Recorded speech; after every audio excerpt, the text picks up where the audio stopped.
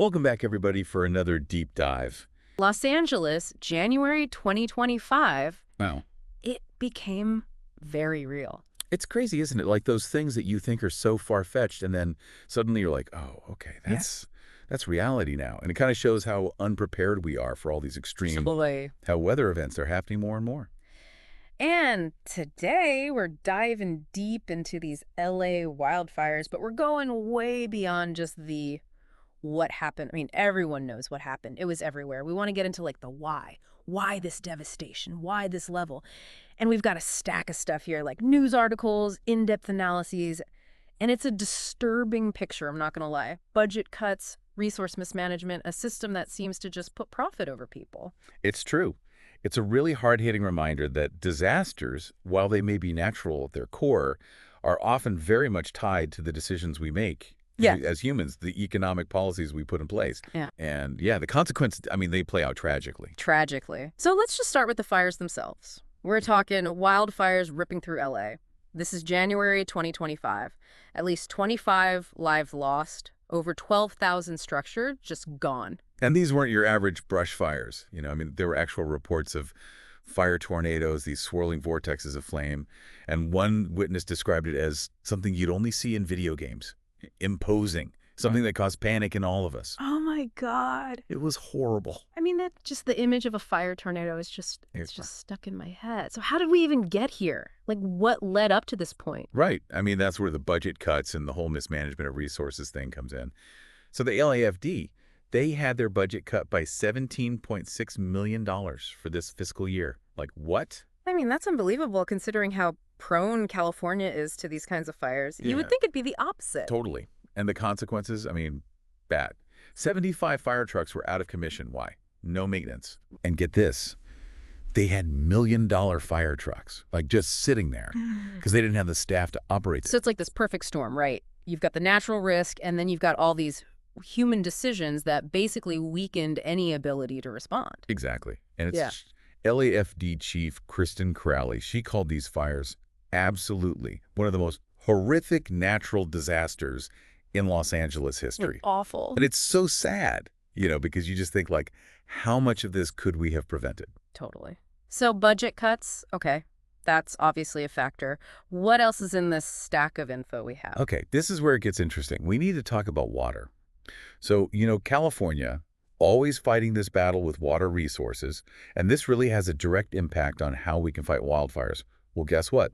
Our sources are saying that a couple, the Resnicks, they own a significant chunk of California's water rights. Hold on, a couple owns the water, like actually owns the water. I know, right? It sounds like a movie. It's like some dystopian novel or something, but yeah. And get this. Their company, they use the water for pistachio and pomegranate farming, mostly, and they saw triple-digit growth last year. So wait, so they are making tons of money from this water that's in such high demand, and LA is burning. It's like, It's wild. is this for real? It's the situation we're in. And it makes you wonder, right? Could some of that water have helped fight these fires? Could it have made a difference? It's a huge question, and it just feels like we're seeing this theme, right? This prioritization of profit over people. Totally. And you're really picking up on what this source material is getting at. Yeah. It's this concept of neoliberalism. And the argument is that it's a system that, it prioritizes profit, sometimes at the expense of human well-being, the environment, everything else. Okay, so hold on. Let's break this down a little bit because neoliberalism, I feel like people throw that word around, but what does it actually mean? And what's the connection to these fires? Right. Well, in a nutshell, you could say it's a system that loves free markets, limited government, hands off. The basic idea is that individuals, corporations, they'll act in their own best interest, and that'll somehow benefit everyone in the end. But, I mean, looking at the LA fires, it seems like that's not always the case. Exactly. And it's like, let's go back to the Resnicks, right? Yeah. They own the water rights, and their business is booming using it. But if, like, a big chunk of that water was going to firefighting, it would probably hurt their profits, right? Yeah. So the system is kind of pushing them to be like, hey, prioritize your business, even if it means less water to fight fires. It's a little messed up when you think about it. It is. So you've got these budget cuts, you've got the water rights situation, and it's just like the choices are being made. They don't seem to be putting the people of LA first at all. You're right. You're seeing a pattern here. And it's not just them. This source highlights a few other examples. Yeah. Like, think about insurance companies. After the 2024 fire season, they actually started pulling out of California. Seriously? Yeah, leaving homeowners super vulnerable. Hmm. And it's like, they're basically saying, too risky for us, not profitable enough. It's like they're kicking people while they're down. Totally. And it just goes back to that quote about maximizing economic benefit, sometimes at the expense of everything else. It's grim. It feels really grim. We've got these devastating fires, budget cuts, the water issue, and this system that's working against the people. It's kind of bleak. It's a tough situation, for sure. But understanding this system and how it works, I think that's the first step towards, demanding something different. So what does change look like? What happens now? Well, it seems like, based on this analysis, these fires could actually lead to some shifts. Economically, politically, it's like, things are so vulnerable now. Mhm. And people, I think, are starting to realize, like, wait, we need to do something. There's more awareness now.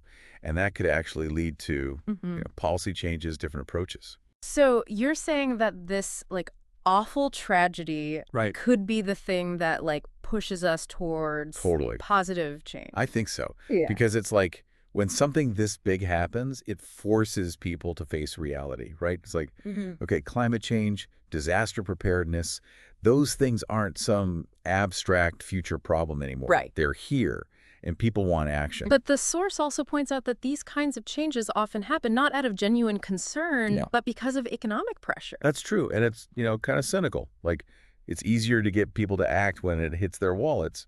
But, hey, change is change, right? Totally. And we need change. Speaking of, motivation and all of that, one thing that really stood out to me in this analysis was Governor Newsom's budget. He cut over $100 million, $101 million to be exact, from wildfire prevention programs. But at the same time, he's investing a ton in clean energy. It feels almost like a contradiction. Yeah. Yeah, it shows how complicated governing can be, right? There's always something else, always limited resources.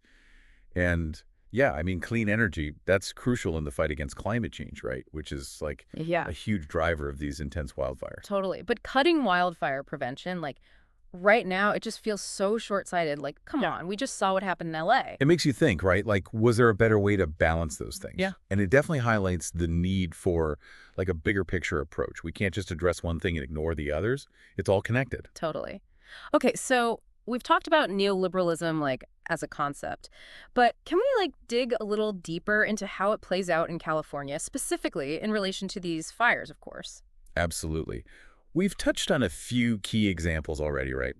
The whole budget cuts to the LAFD, privatizing water rights. These are all basically outcomes of those neoliberal policies. Right. Smaller government, free market solutions. So the thinking is let the private sector handle it.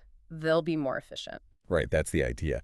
But as we're seeing, there could be some pretty big downsides. It's like, okay, for the LAFD, less money meant fewer firefighters, less equipment, which meant they weren't prepared to handle a fire this massive. And with water, I mean, having one couple control so much of this essential resource, it just raises so many questions. Is that fair? Is that equitable? Especially when their business is doing great and LA is literally on fire. It's a crazy juxtaposition, for sure. Mhm. And then you add the insurance companies pulling out after the 2024 fires, leaving homeowners high and dry. Oh, yeah. It's like another example of that free market logic, Yeah. If it's too risky, not profitable, they're out. And regular people are left to deal with the consequences. It's bleak. The whole thing just feels like it's set up to benefit a small group, and everyone else is fend for yourselves. You're not wrong.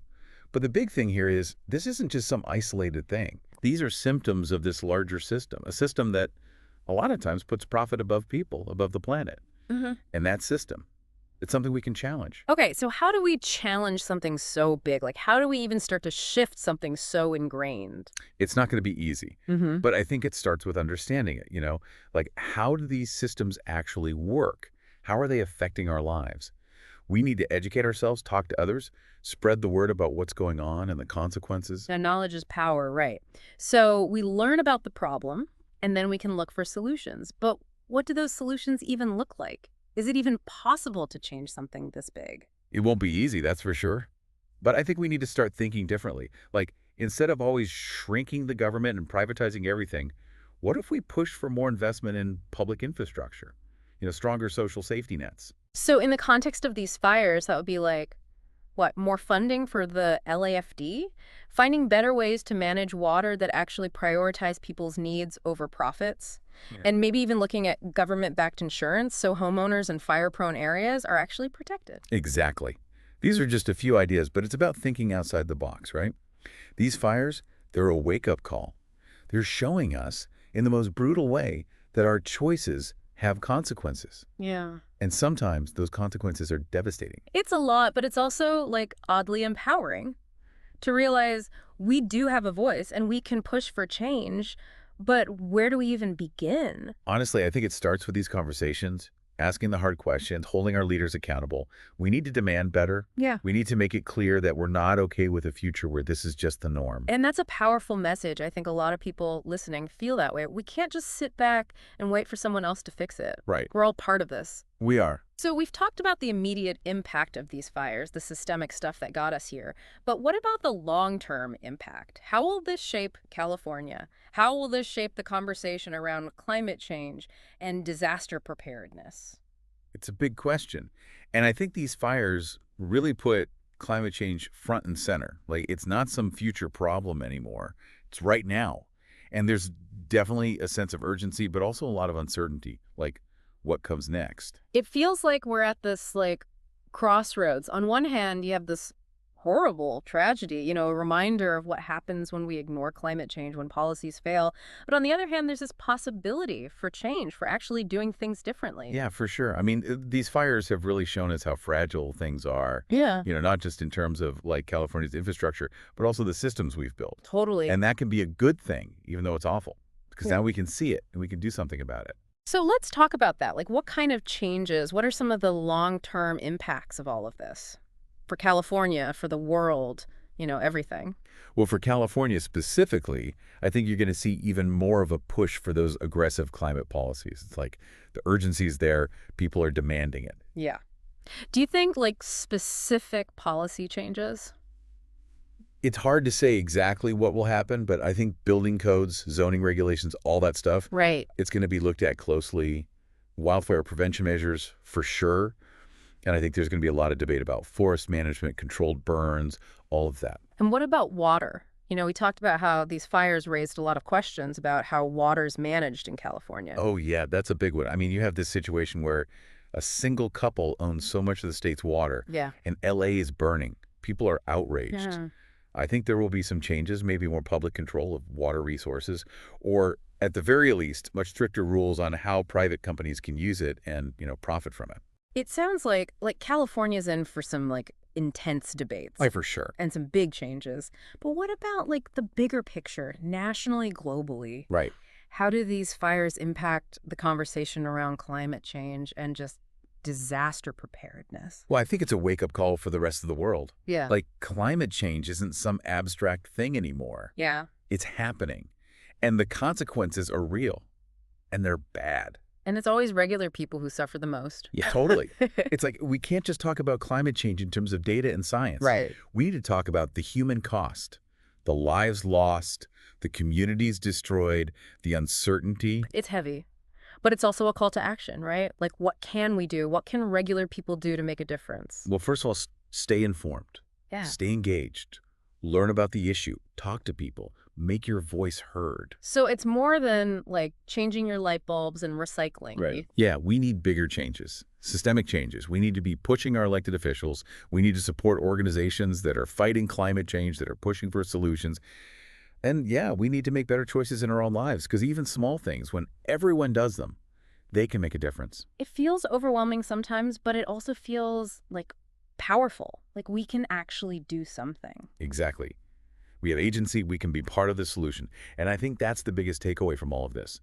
These fires, they're a warning, but they're also a chance to come together, to demand better, and to create a future where we're more resilient, more sustainable for us and for everyone who comes after us. This deep dive has been, like, a lot. I mean, we've covered so much, the fires themselves, the systems that got us here, the future, everything. It's complicated. It's tough to think about, but we can't ignore it. We can't.